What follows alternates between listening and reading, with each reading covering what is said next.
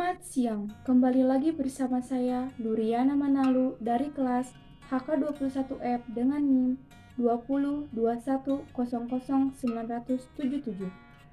Di video kali ini, saya akan membahas tentang cara membuat bisnis plan untuk pemula. Sebelum masuk ke dalam topik pembahasan saya tentang cara membuat bisnis plan untuk pemula, terlebih dahulu saya akan menjelaskan tentang pengertian dan pemahaman bisnis plan. Apa itu bisnis plan? Bisnis plan adalah sebuah dokumentasi yang membuat tujuan bisnis, data, proyeksi, dan rencana yang akan dicapai. Format bisnis plan atau bentuk bisnis plan itu beragam. Bisa dalam bentuk dokumen tertulis seperti Microsoft Word, bisa juga dalam bentuk presentasi seperti PowerPoint, dan bahkan bisa juga dalam bentuk animasi sederhana. Karena saat ini perlu kita sadari bahwa semua passion memiliki potensi dari sumber income. Dan karena itu, semua hal bisa menjadi bisnis dengan teknologi yang tepat. Untuk itu diperlukan sebuah laptop atau PC dengan mumpuni bertenaga Intel untuk mengembangkan bisnis. Tidak semua bisnis plan itu sama dan struktur bisnis plan itu serupa. Menurut Dedi Dahlan, ada 9 elemen bisnis plan. Yang pertama, executive summary, yang kedua, company description, yang ketiga, service and product, yang keempat, market analysis, yang kelima, competitor and benchmark, yang keenam, market plan or strategy, yang ketujuh, organization and management, yang kedelapan, finansial, dan yang kesembilan, closing and contacts. Yang akan saya bahas di dalam video ini hanya ada 4 elemen, yaitu executive summary, company description, service and product, dan yang terakhir, market analysis. Yang pertama, executive summary, yaitu pembukaan sebuah bisnis plan yang memberikan gambaran umum, jelas, dan singkat dari bisnis.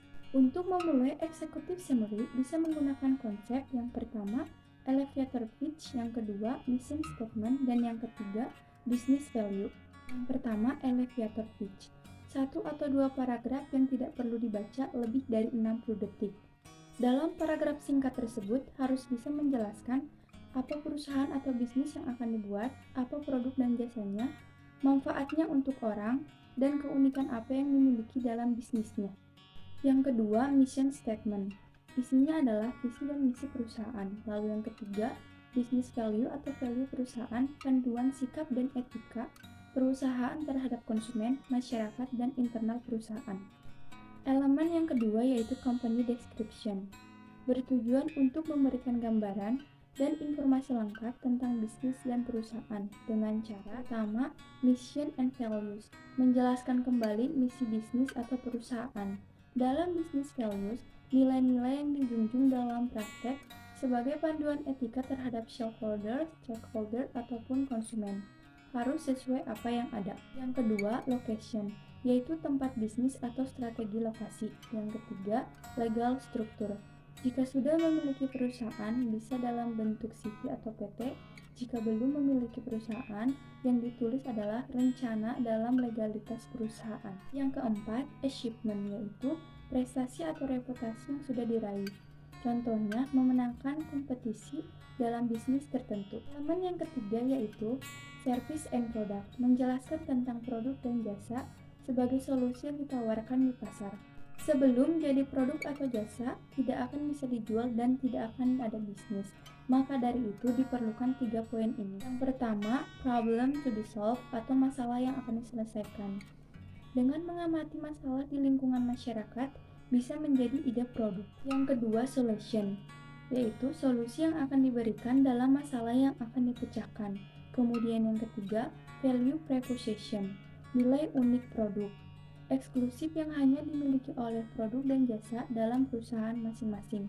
Semakin uniknya produk, maka akan semakin bagus. Elemen yang keempat yaitu market analysis, memberikan penjabaran dan analisa tentang target pasar, industri, kompetisi di pasar serupa, dan konsumen bisnis.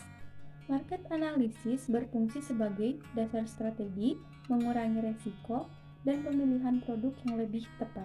Ada 4 bagian utama dari market analysis. Yang pertama, industry description, penggambaran sebesar apa bidang pasar dan jumlah pembeli. Kedua, target audience, penggambaran detail tapi umum tentang pembeli atau target pembeli secara umum berdasarkan data real. Yang ketiga, competitive analysis, yaitu tantangan yang akan dihadapi ketika memasuki pasar yang berhadapan dengan kompetitor lain.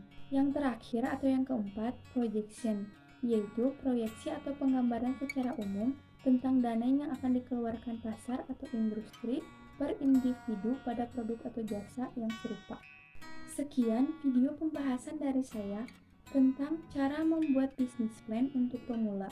Mohon maaf bila ada salah kata. Terima kasih. Selamat siang.